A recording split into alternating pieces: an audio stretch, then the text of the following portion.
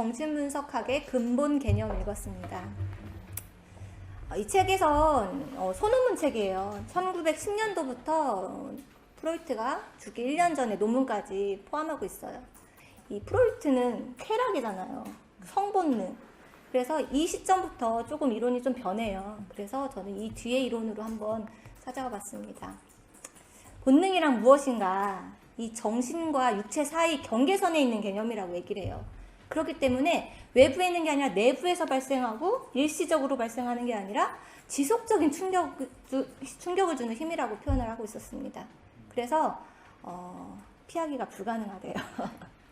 아무리 노력해도 피할 수가 없다는 거죠. 이런 본능의 특성이 바로 압력의 행사라는 거예요. 무엇 때문에 압력을 행사하냐? 만족을 위해서.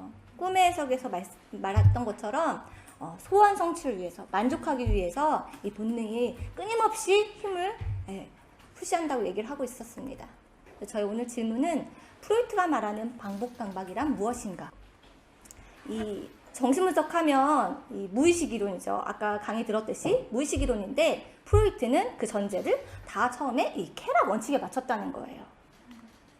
쾌락 원칙은 항상성의 원칙에 의해서 나온대요. 이게 무슨 얘기냐면 불편한 거죠. 이게 쾌라는 것 자체가 이 긴장되고 흥분되는 거 이런 게 싫어. 이런 걸 평준화 시켜야 돼. 안정화 시켜야 돼. 그렇기 때문에 이 안정화시키기 위해서 항상성을 유지하기 위해서 이게 이 자아를 억압하면서 아까 자아를 해체시키면서 자꾸 반복 강박을 띄우는 거예요. 이 강박을 통해서 이 자아는 분열됐지만 이 항상성을 유지할 수 있다는 거죠. 쾌락을 유지할 수 있다는 거죠. 아까 교수님 얘기하면서 나눈 얘기인데 이 쾌라는 것 자체가 어찌 보면 남자들이 발기를 했을 때 이 긴장과 흥분이라는 거예요. 그런데 방출을 했을 때 이 쾌락, 불쾌가 다운되면서 이 쾌락이 안정화된다는 거죠. 그래서 자꾸 왜 꿈에서 이 괴로운 증상들이 나오잖아요. 이런 증상들이 왜 나오냐? 이 쾌락 원칙 때문에 그래. 항상성을 유지하기 위해서 자꾸 꿈으로 띄우는 거야 라고 이야기를 하고 있었습니다. 이 쾌락 원칙은 자아의 지배하에 운용된대요. 이 반복강박 증상들, 아까 무의식에서 말했듯이 이 반복강박 증상들 나타내 뭐가 있는 거야? 억압이 있는 거야. 억압이 있고 저항을 했기 때문에 이 증상들이 나오는 거야 라고 이야기를 하고 있습니다. 이 반복강박들은 이 놀이에서도 많이 나와요. 이 수동적인 상태에서 이 능동적으로 가기 위한 하나의 방법이다 라고 이야기를 합니다. 이 놀이 가운데서 이 불편한 경험을 계속 반복하는 거죠.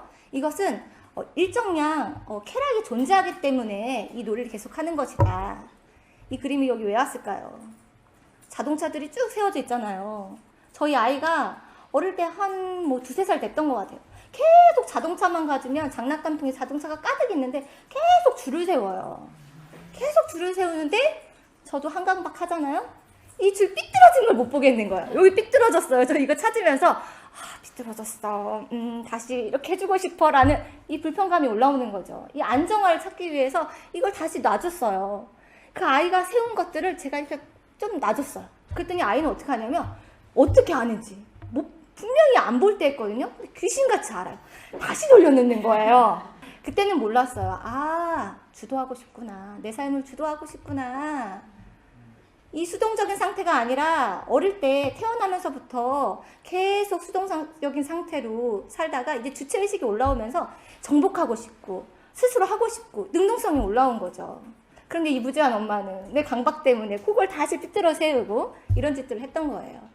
또 저희 막내 딸을 보면 신발을 그렇게 신더라고요. 3살쯤 되면 자꾸 신발을 신는데 거꾸로 신거나 뒤집어 신거나 이 사이로 이렇게 끼워 넣거나 이상한 짓들을 많이 해요. 그럼 또 가서 열심히 신겨줘요. 그러면 얘는 벗어요. 엄마가 한 거 다시 벗고 지가 다시 해요. 왜 그럴까요 도대체? 이런 반복들을 하는 거, 유쾌한 경험에서는 반복을 안 한다는 거예요. 중요한 건. 불쾌한 거, 불편한 거, 고집스럽게 계속 반복하고 동일한 걸 반복한다는 거예요.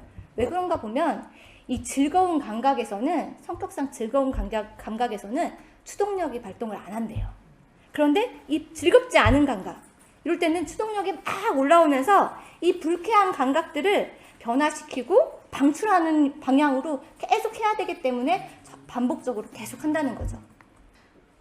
그래서 이 엄격하게 말해서 이 쾌락 원칙이 정확하지 않다라고 얘기를 해요. 왜냐하면 아까 말씀드렸듯이 히스테리 환자들이 아닌 반복강박 환자들을 만나면서 이 보편적인 경험을 통해서 이 결론을 내리는데 모순이 있더라는 거예요.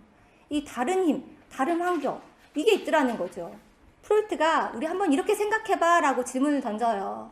반복강박이 그것에 대해서 무엇인가를 알았으면 좋겠고, 또 무슨 기능에 해당되는지, 또 어떤 상황에서 반복강박이 나타나는지, 또 쾌락 원칙과는 어떤 관계를 갖는지 너희들 좀 생각해봐. 증상을 통해서 무의식이라는 무의식이 나타난다고 하잖아. 이 반복 강박을 통해서 우리가 우리의 무의식을 볼 수 있는 거죠. 그럼 이 반복 강박 어떻게 해야 돼? 과거에 종교는 이런 쾌락 본능을 내세에 보상받는다는 약속으로 인해서 완전히 쾌락을 포기시켰다는 거예요. 그래서 쾌락을 완전히 극복할 수 없었다라고 표현을 해요. 그런데 프로이트는 이야기를 해요.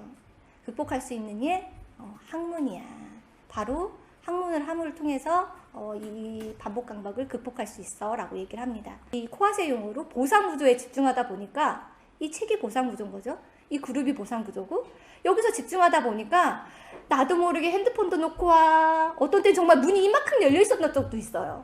왜 이렇게 됐는지, 이 강박 증상이 어떻게 없어지고 있었는지 프로이트의 말대로 학문에 집중하다 보니까 이 자연적으로 강박 증상은 없어지더라.